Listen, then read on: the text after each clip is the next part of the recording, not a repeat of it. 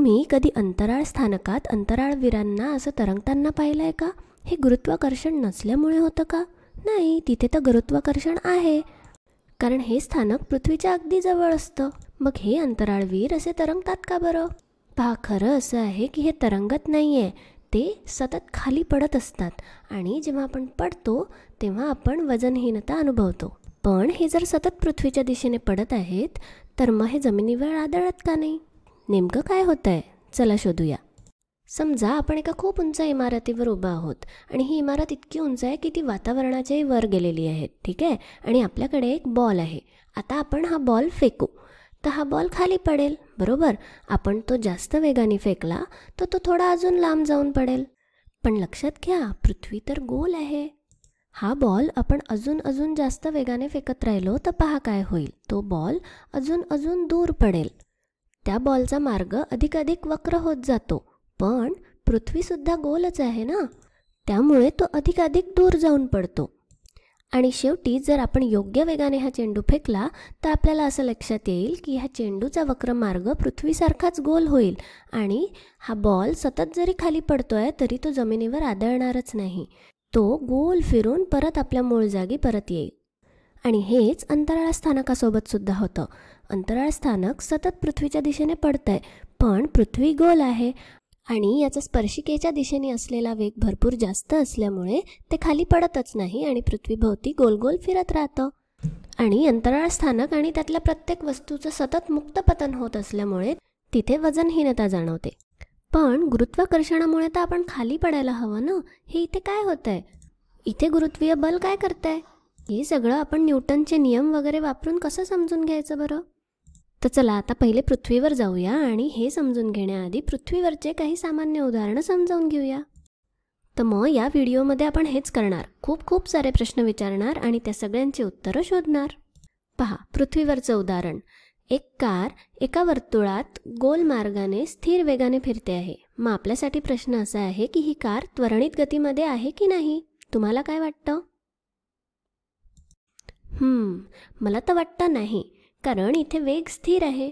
पण मग आठवतंय मला की त्वरणाचा संबंध वेगाशी आहे आणि वेग ही तर सदिश राशी आहे. तिला परिमाण आणि दिशा दोन्ही आहे. आणि इथे तर आपल्याला स्पष्ट दिसतंय की कारची दिशा बदलते आहे, कारण जर दिशा बदलली नसती तर ती सरळ रेषेत गेली असती, बरोबर?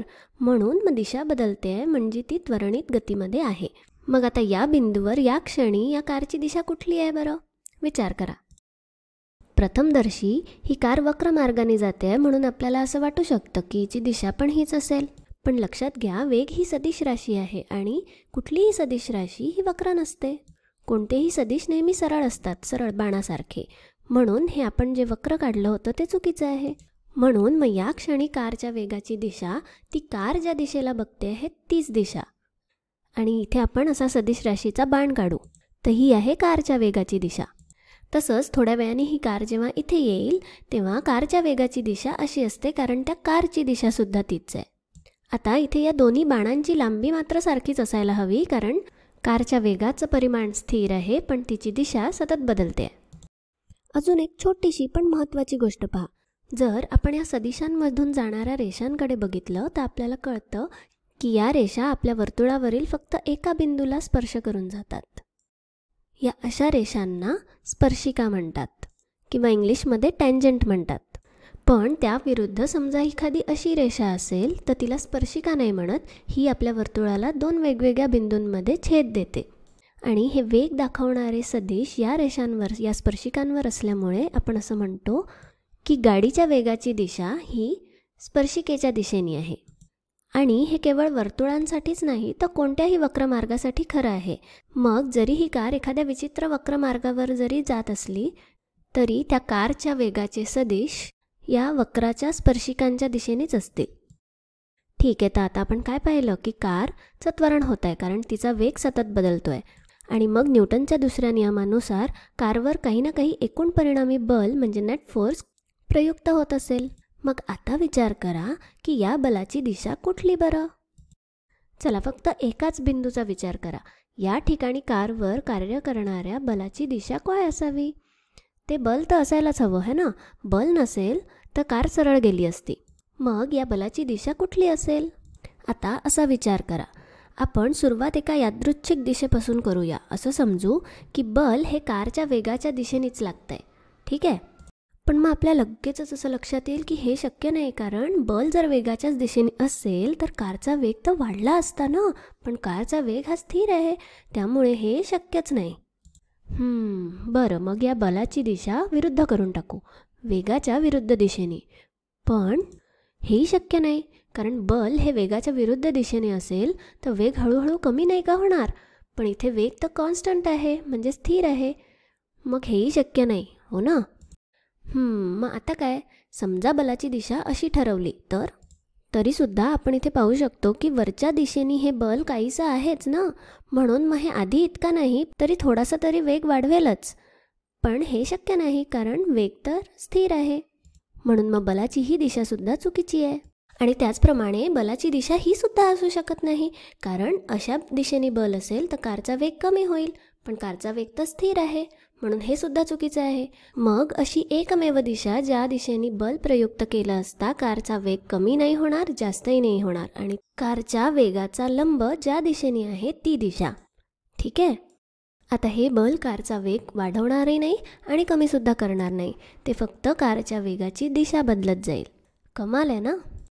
मग आता तुमच्या मनात प्रश्न आला असेल, हे बल वेगाच्या लंब दिशेला असावं लागतं, पण कोणत्या दिशेला? डावीकडच्या दिशेला की उजवीकडच्या दिशेला? तर आपल्याला स्वाभाविकपणे असं वाटू शकतं की कार डाव्या दिशेने वळते आहे, म्हणून बलसुद्धा डाव्या दिशेने प्रयुक्त झालं पाहिजे. आणि आता इतर बिंदूंवर सुद्धा हे असंच असतं. बलाची दिशा वेगाच्या दिशेला लंब असते. तसंच इतर ठिकाणीसुद्धा बलाची दिशा ही वेगाच्या सदिशाला लंब असते आणि ती वर्तुळाच्या केंद्राच्या दिशेने असते. ठीक आहे. या सगळ्या बलांची दिशा वर्तुळाच्या केंद्राकडे आहे. आणि म्हणून या बलाचं नाव अभिकेंद्री बल असं आहे. याला इंग्लिशमध्ये सेंट्रिपिटल फोर्स असं म्हणतात. याचा अर्थ वर्तुळाच्या केंद्राकडे आकर्षित करणारं किंवा प्रयुक्त होणारं बल. जेव्हा मी पहिल्यांदा अभिकेंद्री बलाबद्दल ऐकलं तेव्हा मला असं वाटलं की हे काही नवीन प्रकारचं बल आहे, पण तसं नाही आहे. खरं तर हा नवीन प्रकार नसून हे म्हणजे फक्त घर्षण बल आहे. विचार करा, ही कार समजा रस्त्यावरून जात असेल तर हे अभिकेंद्री बल कुठून येतं? ते येतं खरं तर घर्षणामुळे. रस्त्याच्या आणि कारच्या चाकांमध्ये जे घर्षण आहे त्यामुळे. जर या दोनमध्ये घर्षण नसतं तर कार वरच्या दिशेने घसरून गेली असती. म्हणून मग अभिकेंद्री बल हे काही नवीन बल नसून इथे घर्षण बल हे अभिकेंद्री बलाचं कार्य करते. जसं आपण बलाच्या दिशेबद्दल बोलतो, वर प्रयुक्त होणारं बल किंवा खालच्या दिशेने प्रयुक्त होणारं बल, त्याचप्रमाणे हे आहे वर्तुळाच्या केंद्राकडे प्रयुक्त होणारं बल, अभिकेंद्री बल. आता अजून एक उदाहरण पहा. समजा हा मुलगा असा उभा राहून गोल गोल हा योयो फिरवतोय आणि याचा वेग स्थिर आहे. इथेही तसंच काहीतरी होत आहे. योयोचं त्वरण होत आहे, कारण त्याच्या वेगाचं परिमाण जरी सारखं असलं तरी त्याची दिशा सतत बदलते आहे आणि मग बल हे वेगाच्या दिशेच्या लंब असतं. हेही खरं आहे.